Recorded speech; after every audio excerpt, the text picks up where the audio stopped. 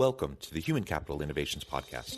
We're your source for personal, professional, and organizational growth and development, where we share original research, explore industry trends, and interview executives and thought leaders from across the globe.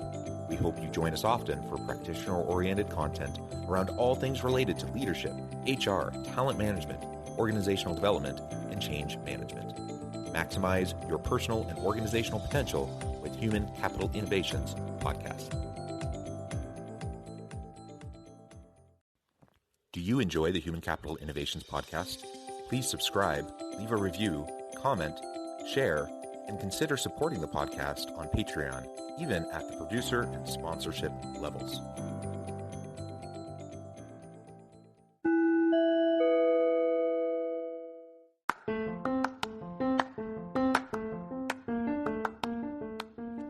Welcome to the Human Capital Innovations Podcast.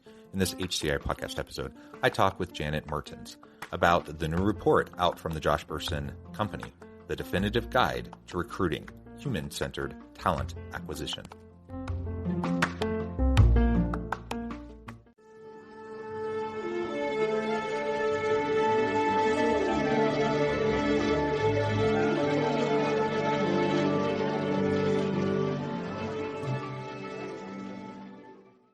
Janet Mertens, welcome to the Human Capital Innovations Podcast. Hello, John. Thank you for having me. I'm delighted to be here. It is a pleasure to be with you. You're joining us from Toronto, Canada. I'm south of Salt Lake City in Utah. And today we're going to be talking about a recent report out from the Josh Bersin Company titled The Definitive Guide to Recruiting Human-Centered Talent Acquisition. I love everything in this space, so it's going to be a super fun conversation. I'll share your bio here in just a minute. But as the VP of Research for the Josh Bersin Company, of course, you're heavily involved in all of these research endeavors and dissemination. So it really is a pleasure and an honor to have you on the podcast today to be able to talk more about this research. As we get started, I wanted to share Janet's bio with everyone. As I mentioned, Janet Mertens is VP of Research at the Josh Bersin Company and is an experienced talent leader exploring next-gen people practices. She has spent 20 years designing strategies that transform work in healthcare, education, banking, and public sector organizations around the world. Empowering people to do their best work is her passion. And right now she's thinking about business transformation, technology, and work, healthy organizations, and the job market.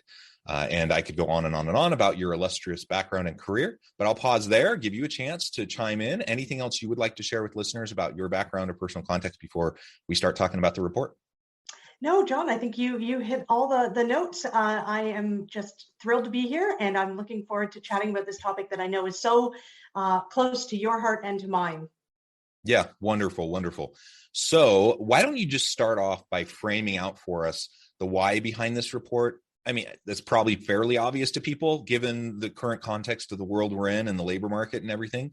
But the Josh Bersin Company puts out lots of different reports, and I know this is one that you've been working on for a long time and has been a real strong emphasis. So why has this been a focus, and maybe lay out some of the methodology and some of those types of elements? Sure. Well, and you hit the nail on the head. This is a wild time. It's no hyperbole to say that the labor market, the talent market, is unlike any we've seen in perhaps a very, very long time. We started out on this journey of researching recruiting and hiring and talent acquisition about a year ago, right at the heart of the pandemic. We have been talking to, at the Josh Bersin Company, we have the opportunity to talk to CHROs and HR executives and heads of TA daily, weekly. And so many of our conversations, as you would expect, John, were about hiring challenges, furlough periods, return to work, the great resignation. And so what we really wanted to do in this research was understand not only what's changed in the past couple of years and and explore some of these pressures that employers are facing in finding and keeping talent, but also what's working for the future, what's going to, make the most impact going forward. So just to kind of frame up the research a little bit, we went out and we started with conversations, really. I mean, the heart of this is conversations. And I want to share one to kind of kick things off. I was speaking with the head of TA at a major US airline. And, and very similar to the sentiment we heard across the board from others, her comment was, TA is coming back with a vengeance. We're ready to hire. We've got 3,000 plus open recs. Not only can we not find the people to hire into those roles, we also can't find the recruiters to support the hiring that we need to do. So, this is a complex problem. And that story really kind of set the stage for us. So we went out and, talked with dozens of heads of TA to really get our arms around all of the different practices that recruiting is using, either traditional or next gen practices. And we put together a survey instrument that covers or explores the maturity with which organizations are deploying about 100 hiring practices. Everything in here from, how are you assessing candidates and, an onboarding in a virtual world, to how is your TA, function organized and how are you operating? What's your governance? What kind of internal mobility practices do you have in-house? How are you dealing with gig workers and remote workers? Really ran the gamut of practices. And so we surveyed about 600 companies for this research. We actually did the analysis on around 400 or so companies. We really wanted to focus on the challenges of companies with 500 or more employees. So this is based on about, close to 500 companies total. And, we did two things, John, with this research. One is, hey, let's look at what the maturity is today of TA as a function, as a domain. How is it situated in the business? And then let's look at which practices actually make a difference and who's doing them well. So those are the two aspects of the research. Yeah, fantastic. Thank you for that background and that overview. And yeah, having a combination of these conversations and interviews coupled with a survey instrument and data analysis, so that you can have a multifaceted mixed methods approach, I think it's always super helpful. It's interesting. Obviously, finding talent to fill roles is a challenge. You mentioned even finding recruiters to help with the process of finding the talent is a real challenge. So this is multi-layered, and organizations are grappling with it at every layer. And in other podcasts and in other reports from the Josh Bersin company, you've talked about different approaches to attracting and retaining good talent, creating a nice culture, innovation, all those sorts of things. All of that contributes to it. But ultimately, we do have to be able to focus in on TA to better understand how to do it. You mentioned that there are some things that are actually working quite well that came out of the research. Maybe we can start there. I like to be positive. So what's working that we can continue doing or continuing to innovate on? And then we can start to get into some of those things that perhaps aren't working, and we need to be more agile and able to shift into the demands of the future of work. Sure, absolutely. Well, and I love let's start with the good news, right? So one of the things that we found that just really popped in this study was the story about brand and EVP. So as we started the research and then really dug into the data, we found an overwhelming number of companies are focused on brand, and it's not surprising given what we've been through in the last couple of years. Companies have, and even 10 years before that, right? The disruptions have been nonstop.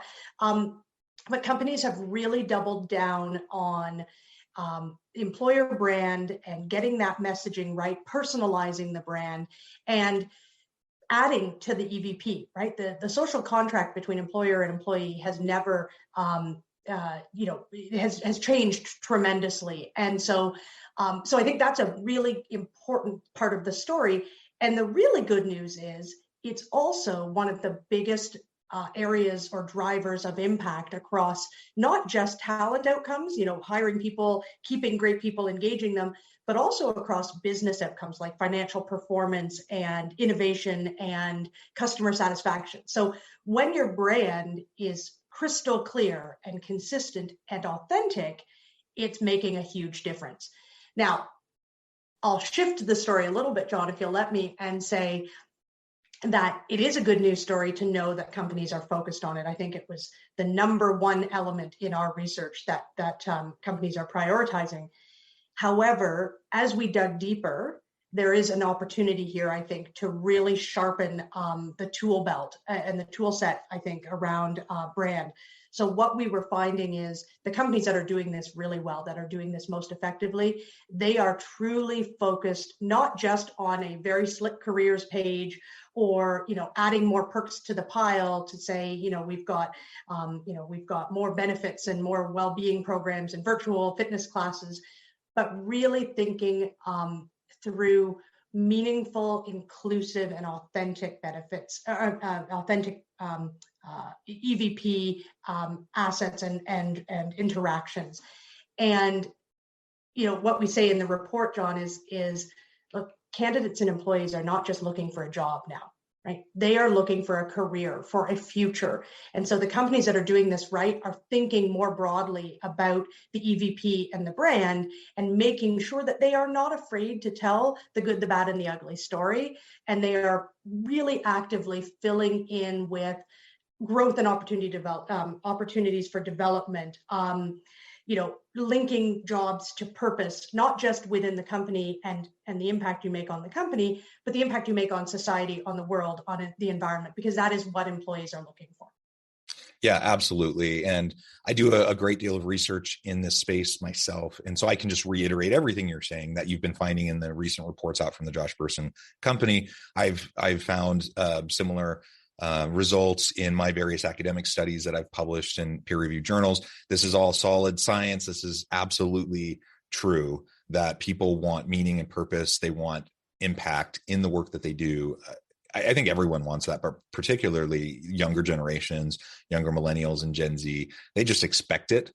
Whereas I think prior generations, they might have wanted it, but they figure it out. We'll get there someday. Maybe that's something for later in my career or in retirement.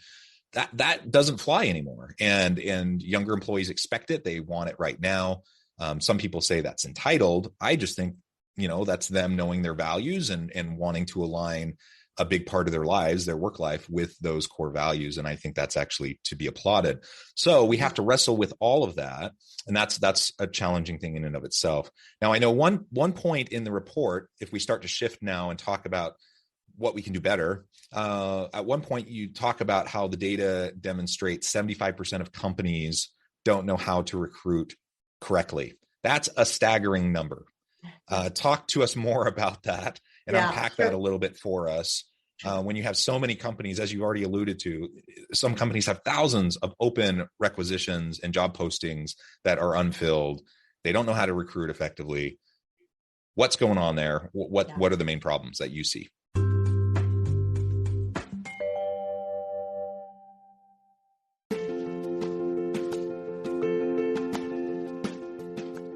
Check out my new book, The Future Leader, Creating and Transforming Next-Gen Organizations.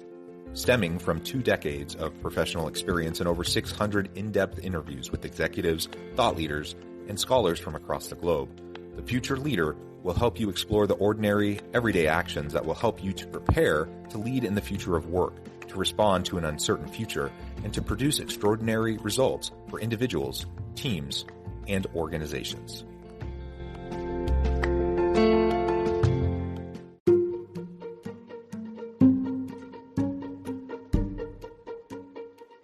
Welcome to the Human Capital Innovations Academy.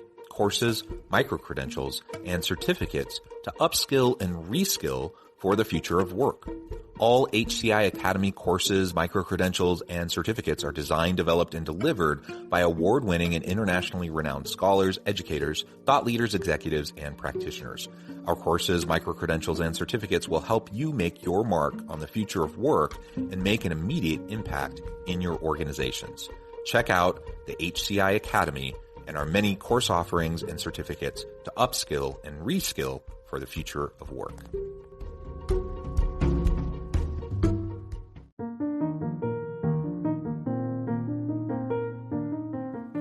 Check out our new weekly LinkedIn newsletter, Alchemizing Human Capital. exploring industry trends via original research and interviews with executives and thought leaders from across the globe. We look forward to having you join us.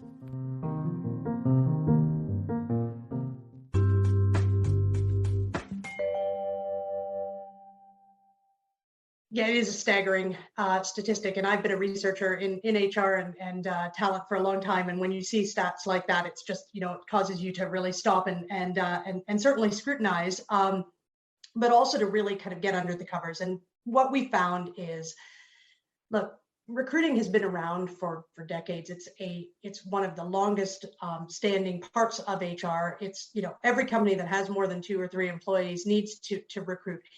What we found is so much of what's happening right now is a bit additive, right? So companies are reacting. We saw it in our healthy organization research with well-being as companies tried to, sort of strived to take care of their employees and add more benefits to the pile. The same thing is happening in recruiting. We saw the, explosion of virtual hiring tools and onboarding and interview tools and interview intelligence.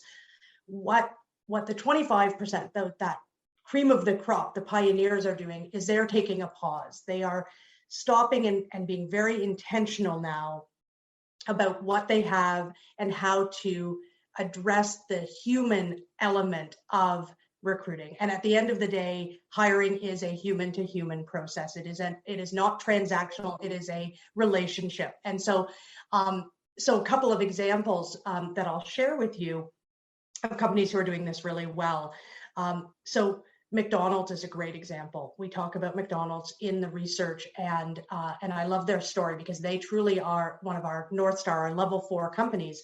We call them creative and human-centered. And what McDonald's has done has been astounding. They have incredible volumes for hiring, over 1 million restaurant employees or frontline workers every year in the U.S. alone. So huge numbers. That's a challenge in and of itself. But on top of that, they are also grappling with a set of hiring managers who effectively are not HR. They are, and recruiters, they are not HR. They are restaurant managers, restaurant owners and operators all across the country who are, juggling and wearing many hats.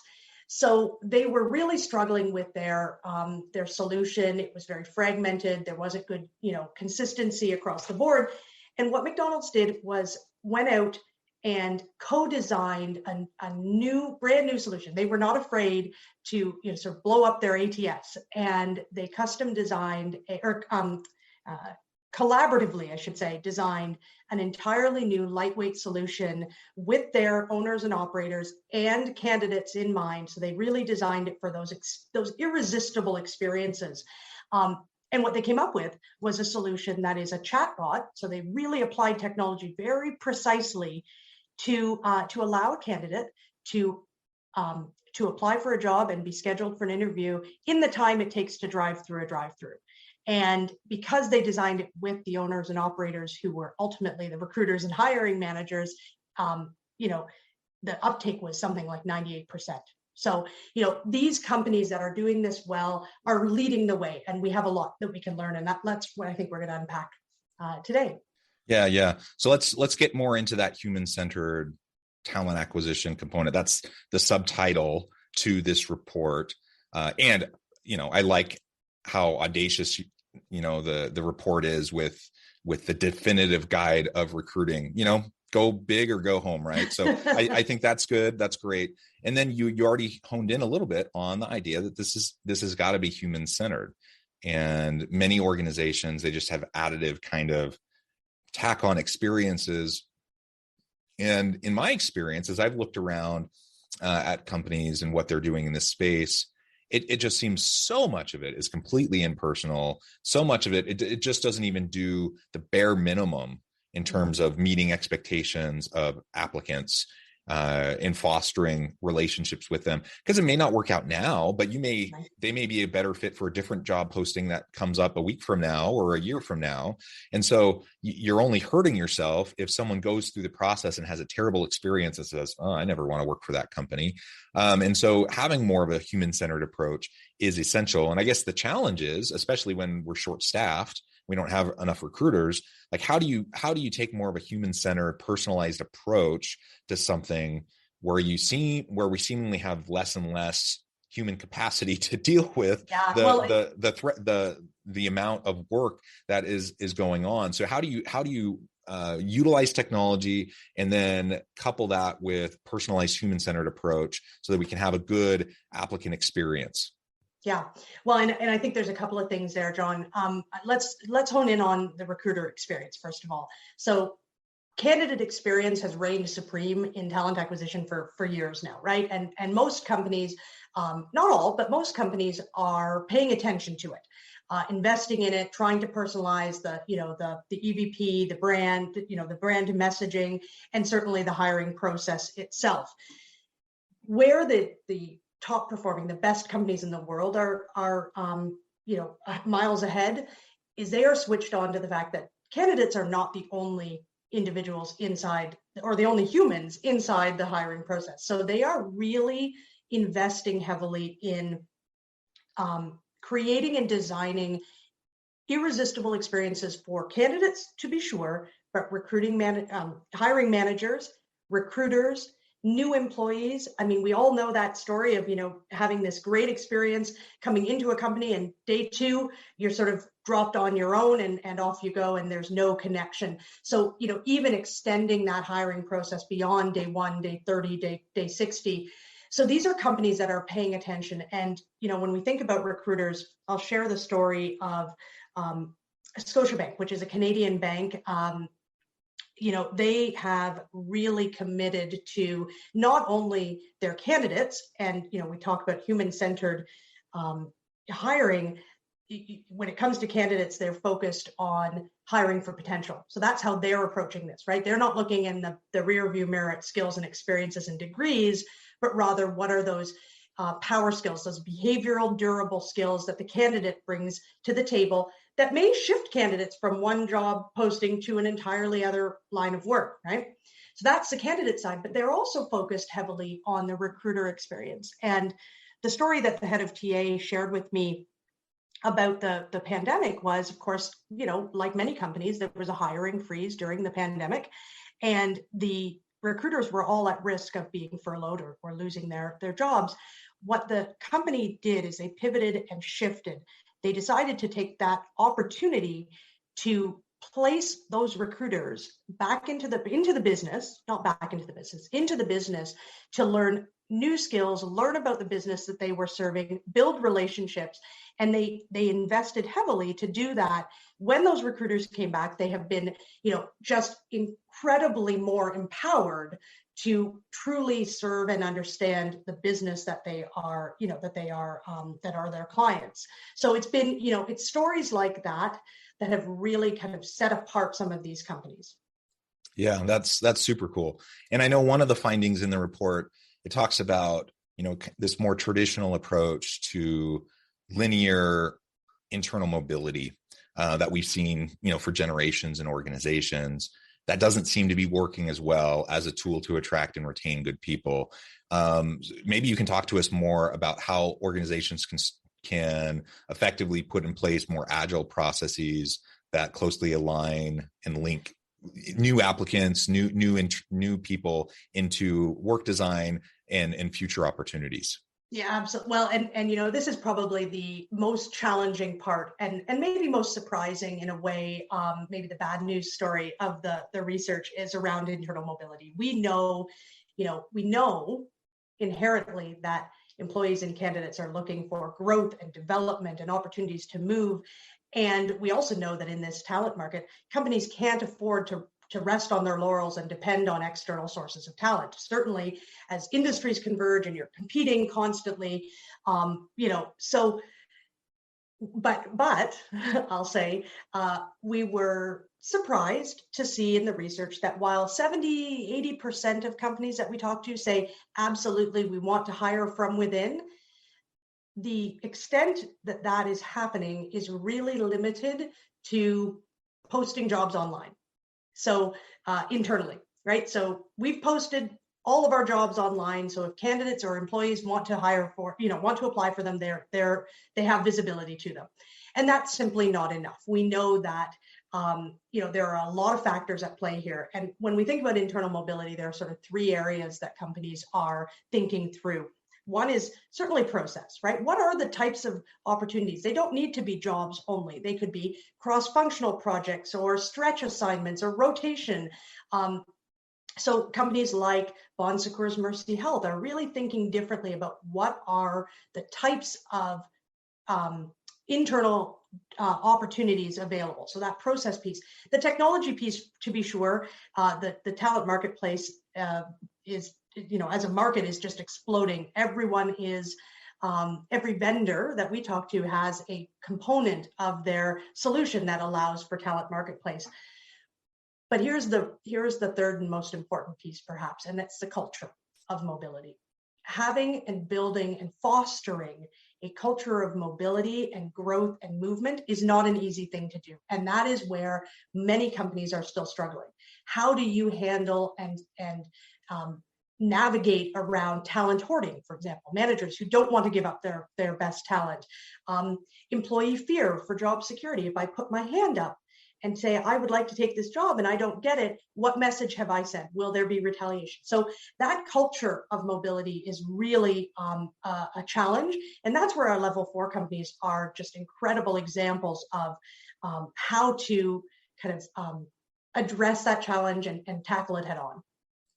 Wonderful. Janet, thank you so much for all of the insights and explaining more about this report. We've only just scratched the surface, but I note the time and I'm going to have to let you go here in just a minute. So I encourage listeners to go out, check out the full report of the Josh Bersin Company.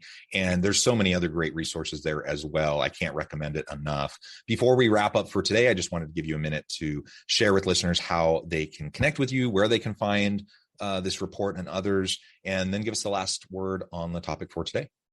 Great. Thank you, John. Well, it's been a pleasure to join you. This is, as you say, we've just scratched the surface. There's a lot to unpack here. I am more than happy to say that our report findings can be downloaded from the joshbersin.com website, so folks can go there. I think we'll have that link in the text available. The report itself is for members only. If you're interested in finding out a little bit about the Josh Bersin Company membership, you can certainly reach out to us.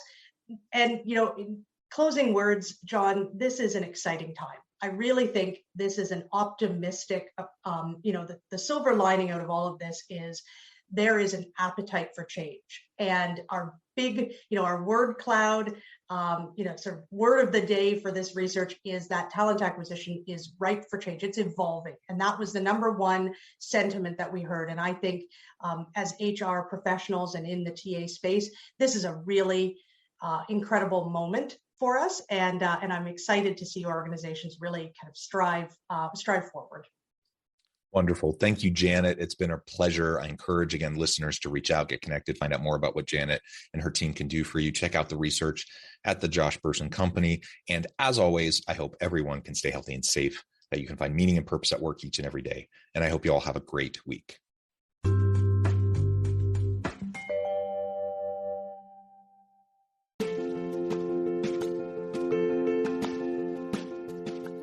Bluer Than Indigo Leadership, the journey of becoming a truly remarkable leader.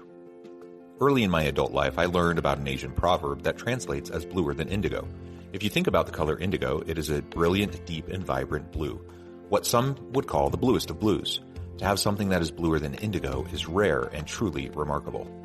Contrary to popular myth, there is no one-size-fits-all or cookie-cutter approach to effective leadership. There is no silver bullet, no secret sauce, no go-to model that will solve all of your problems. The truth is, great leaders have all had their unique strengths and flaws, and have all had to discover and then pave their own distinctive path in their life's journey to fulfill their leadership potential. Bluer Than Indigo Leadership will help you discover your own path and explore those ordinary, everyday actions that will help you respond to an uncertain future and produce extraordinary results for individuals, teams, and organizations.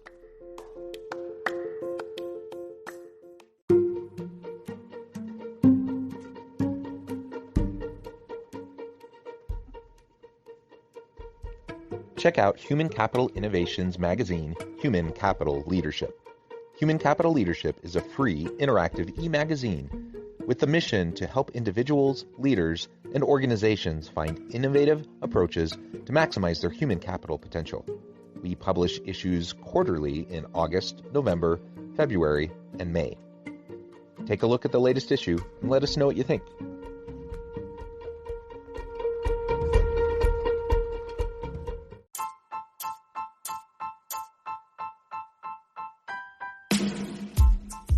The alchemy of truly remarkable leadership.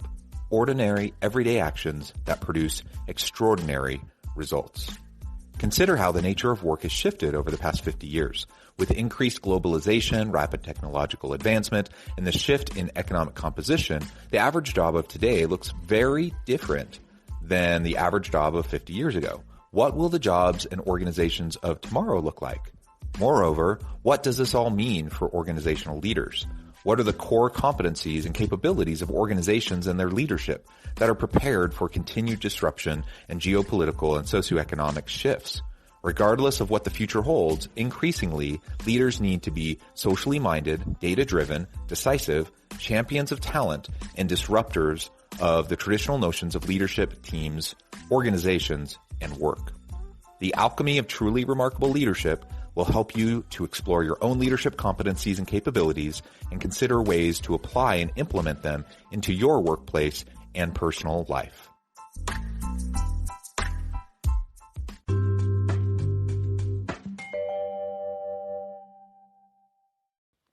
Do you enjoy the Human Capital Innovations podcast? Please subscribe, leave a review, comment, share, and consider supporting the podcast on Patreon, even at the producer and sponsorship levels. Thanks again for joining us for this episode of the Human Capital Innovations podcast. I hope you stay healthy and safe and that you have a great week.